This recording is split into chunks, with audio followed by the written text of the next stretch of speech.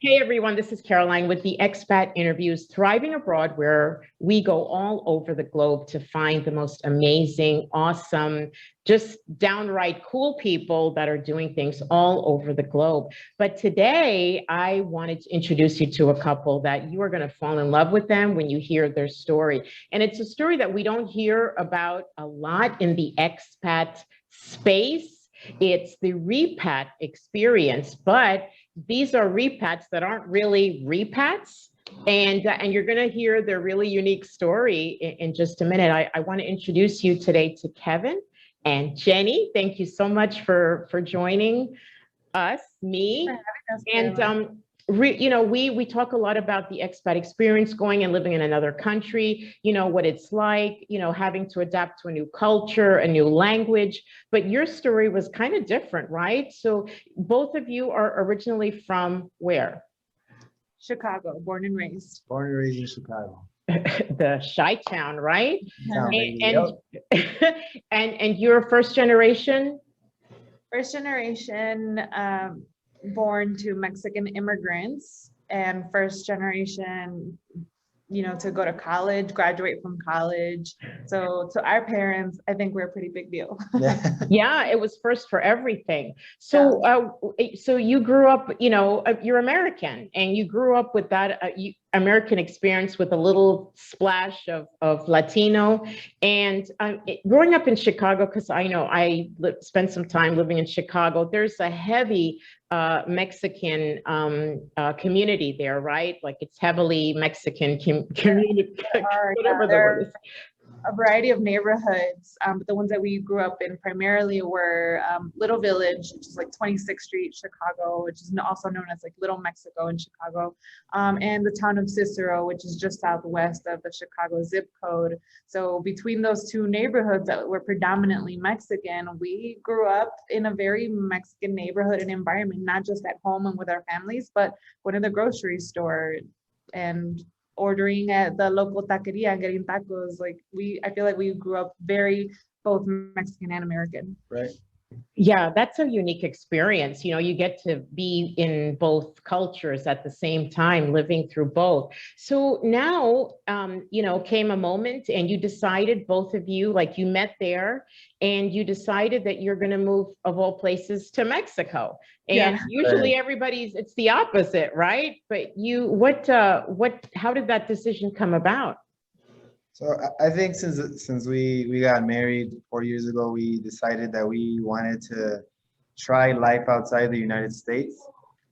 So we had some places in mind, and then of course COVID came, and we had time to reflect and to think, well, why not Mexico? Why not reconnect with our roots? We had been traveling for some time, and we had seen a lot of other Americans who are living in Mexico, and we're like, well, our parents came from Mexico. Why can't we go back and be able to do something similar that other Americans do when they come to Mexico? So we said, let's give it a shot, because we see other people living well, then we can do it as well. And we have the advantage of having the language. We have some sort of an understanding of our culture. So and dual citizenship. So let's give it a shot.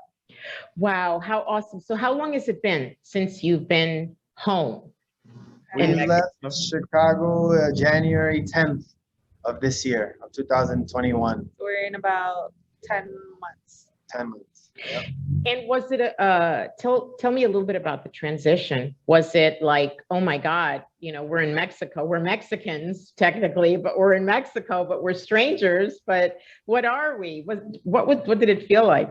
Oh, that question we've been asking ourselves since we were very young. What are we? Who are we? Where do we belong? Yeah. But in Mexico, it's been definitely an interesting learning journey, because we've a lot of times have spent time with family here. And we have family in different states. Kevin has family in Veracruz, in Yucatan, in Monterrey. So many places. He has family all over, family in Zacatecas. So with every family member, I think we learn more about ourselves as we learn about their way of life and how we are perceived. We learn that we are perceived as more American than Mexican sometimes. In the US, we were often perceived as more Mexican than American. So it's a it's an interest. It all depends who you ask, and then transitioning into Mexico has been very interesting too because everywhere you go, there's different culture, especially culture that you don't see in the United States. But it's all been very interesting. And do you feel overall that it was an easier experience for you? Because you're already Mexican. Do you feel like it was easier than maybe someone else, or do you feel that you had different adjustments to make?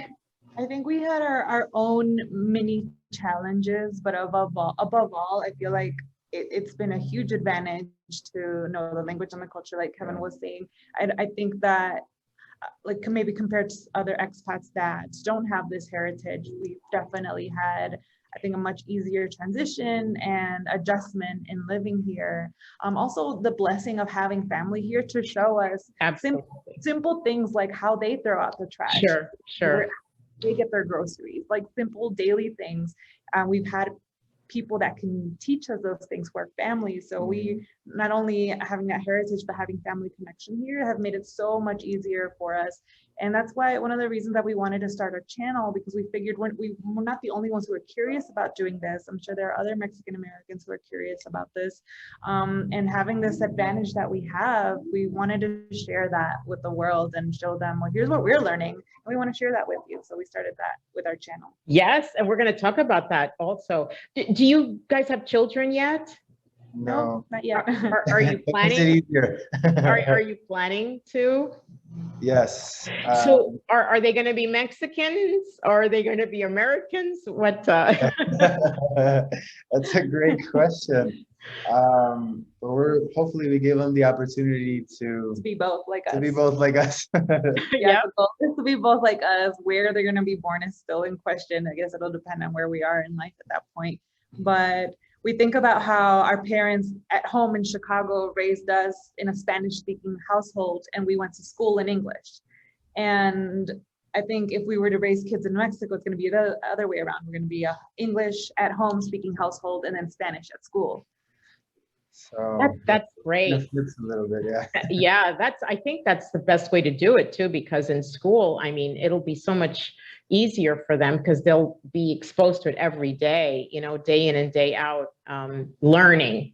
We're at home, you're just kind of, how it is at home, just here and there words, but actually learning the language from school will make a big difference. So tell us about your channel. I was really excited to bump into you. You have this great channel where you talk about your experiences, and tell us a little bit about that channel on YouTube. So our channel is called Byla Travel.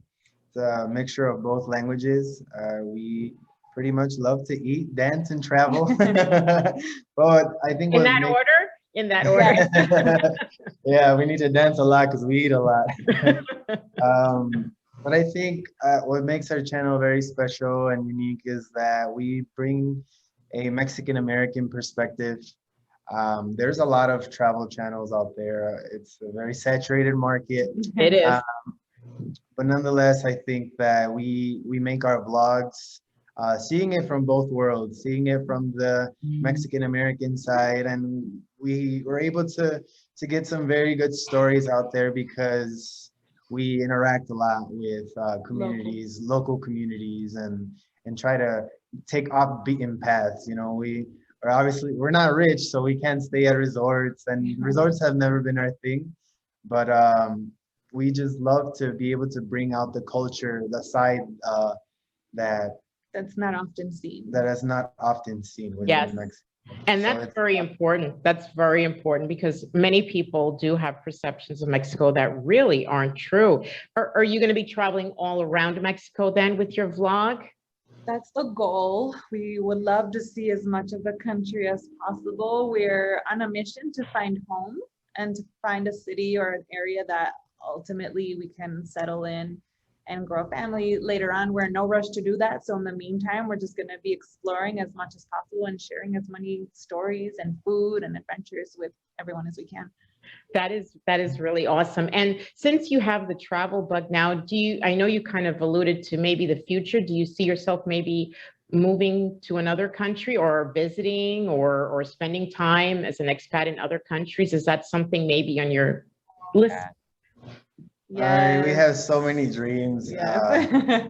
There's so many places. Like one place would be like Brazil, Colombia. Colombia, Spain. There's so many places, of course, but we'll see. We'll see where this adventure in Mexico takes us first. So far, even just within the country, it's so diverse that It going is. from state to state Feels like feels like you're in a whole different country. It's even a whole so different. true. It's So, so like, true. You Yep. can be in Veracruz and have certain foods and they have certain names, and then you go to Zacatecas and totally different you world. find completely different food, and that's the beauty of it. And so far we've been enjoying traveling within Mexico, and yeah, hope maybe sometime in the future. We still need to figure out where home is going to be, so we're on that for now.